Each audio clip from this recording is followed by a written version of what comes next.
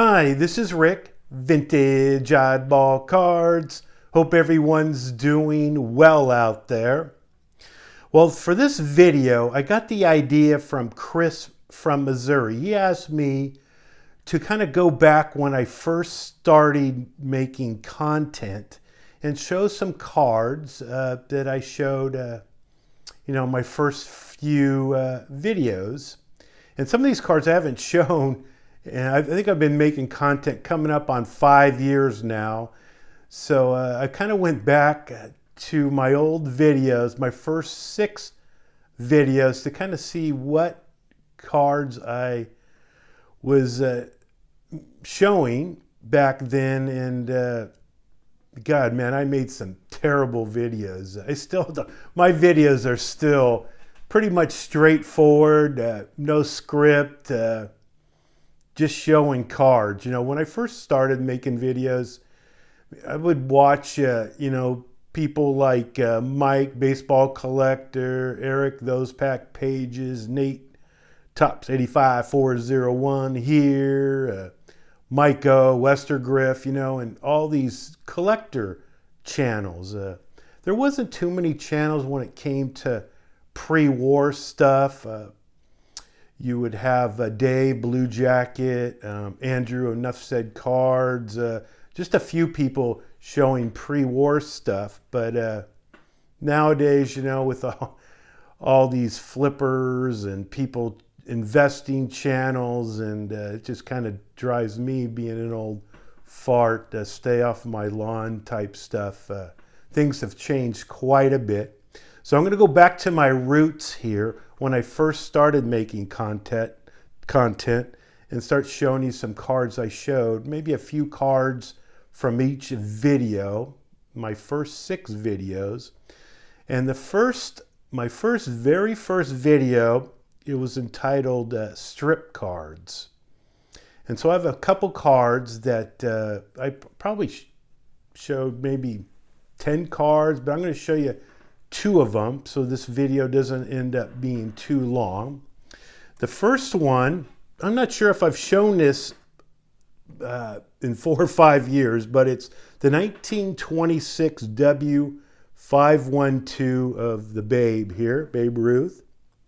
And this is one of his more common strip cards. I really didn't look up pop reports, but when I'm looking at different auction houses for cards, this one usually pops up. And it's blank back, as you can see here.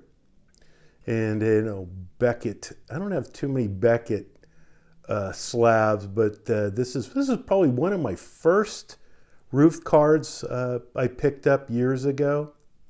So the Babe here. Another strip card is the 1931 W517, a little larger strip card of the Babe. He had there's two different variations. One here has a portrait and one of him throwing.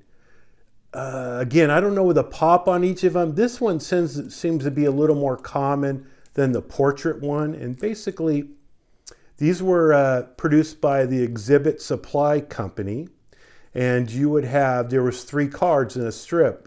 So maybe this one be in the middle, one below, one on top here, connected. And you would be able to purchase them maybe at a candy store, grocery store type place in order to get one of these. And this again was probably one of my first ones I picked up. So the Ruth here, the W517 and a 1.5. Now, episode 2, I used to title them episode 1, 2, 3, 4, 5, and 6 to maybe like 10. Then I went away from the episode stuff. I think I got that from Eric, those back pages. So episode 2 was serial cards.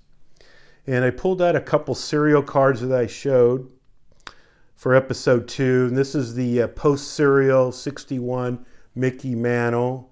This is perforated. You would be able to mail in for a pre-perforated sheet, a team sheet, and then of course you would cut them apart or tear them apart. And it's the reason it's 6 here is it's the perforated one where you don't physically have to cut the cards out. Obviously blank back. In the second episode, I also showed you some Kellogg's cards, and here's my Mays 70 card, the 71, and the Mays 72. And I'm old enough to remember going to the grocery store with my mom. I normally didn't want to go to the grocery store, but when it came to picking up cereal, I would go. And I have 3 brothers. And myself and my youngest brother, Jay, who also collected baseball cards, since I was the older brother, I would go to the supermarket with my mom, get the Kellogg cereal, and I would, on my way home, I'm sticking my dirty hands into that box to try to find the baseball card. So, like I said, old enough to remember that. But when I first saw these, I mean, I was just mesmerized because you just never seen something like this before. And, of course, the back, what it looks like here. So here's the Kellogg's cards. I also showed the 69 Nabisco Team Flakes card of Willie Mays. And these are tougher than the post cereal cards, even the Kellogg's cards. Nabisco Team Flakes, man, had to be, it wasn't a sugary cereal, okay? Pretty, one of you, like a Wheaties, I guess, or Grape Nuts type cereal. So a kid obviously is not going to, for the cereal, they're going for the cards. They would, on the box, it would be, these were called mini posters. And the late 60s, you would see Sports Illustrated posters that would use the same image as these. This one here, it says it's a 5.5, and it shouldn't be, because you're supposed to cut around the dots here. And on this side, obviously, that's not the case. So, but anyway, this is the older slab. Back then, it was just a Wild West how they actually graded these. So, Nabisco Team Flakes Mays. Episode 3, jumbo cards, large cards. I'm going to show you 2 of them. Is the 1978 San Diego Padres Family Fun Center rookie card. Victor, rookie card of Ozzie Smith. I think this is actually the first card where it actually shows him in, his Padre uniform. You see on the back here what it looked like. Ray Kroc, the owner of McDonald's, is in the set. 1978, they had the All-Star Game. San Diego had the All-Star Game. Family Fun Center came up with, hey, let's produce some cards. And we have the unofficial regional rookie card of Ozzie Smith.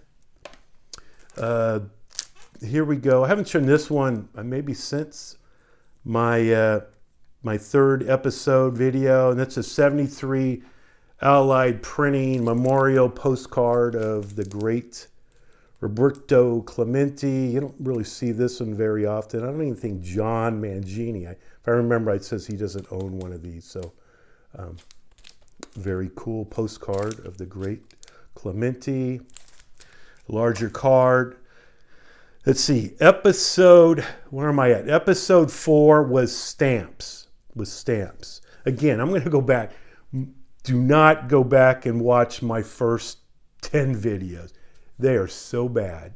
And again, I actually don't really, I cared, but I just wanted to, kind of join the community, show cards. I had no one. I have my brother, my younger brother, like I mentioned, and myself. I didn't have any friends that collected cards.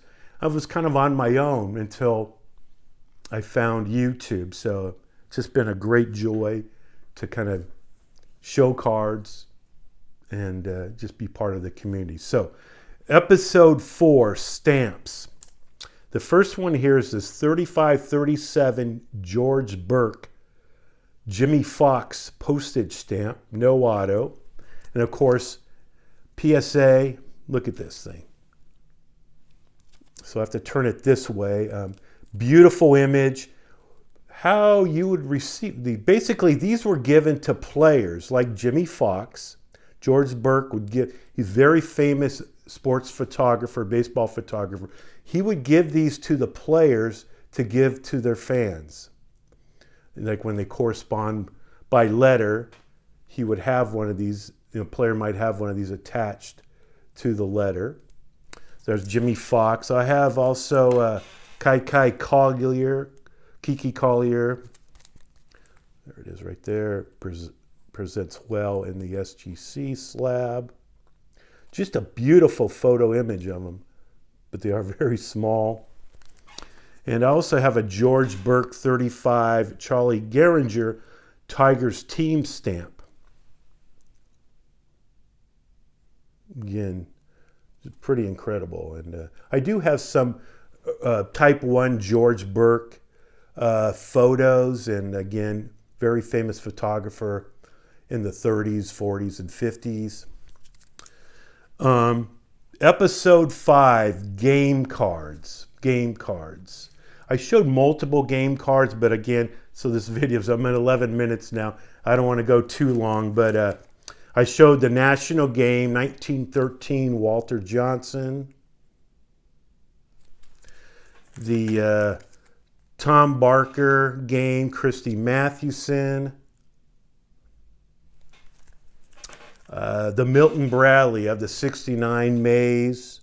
My brother, I mentioned when I made this original video that he still has our family game, the Milton Bradley game. I don't remember what year he has. I remember playing that thing all the time with my friends, man. I had to have the Giants, Willie Mays. Also the 1970 Milton Bradley game card. So that was episode 5. Episode 6, I believe I just showed 2 cards, but I'm just going to show you one of them. And it's 1928 W565 of Lou Gehrig here in a mint 9. Yes, a mint 9. You don't see too many strip cards in the mint 9. So whoever cut this did a great job of it. Only 4 players in the set. It would come in red and white and black and white cards. You can see the darker back here. And the 1928 Lou Gehrig, W565.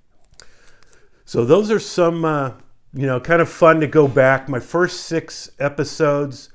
My 7th one, I believe, was like showing basketball cards. So I just kept it at the first 6 episodes, and fun to go back and watch my old video.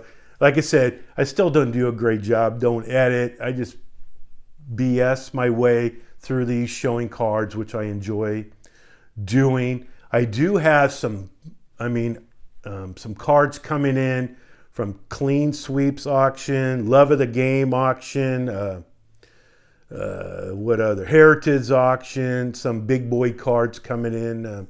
With the auction houses, usually takes a while for them to get to my house, but looking forward to showing those off. And hey, keep collecting. This is Rick, Vintage Oddball Cards. Bye.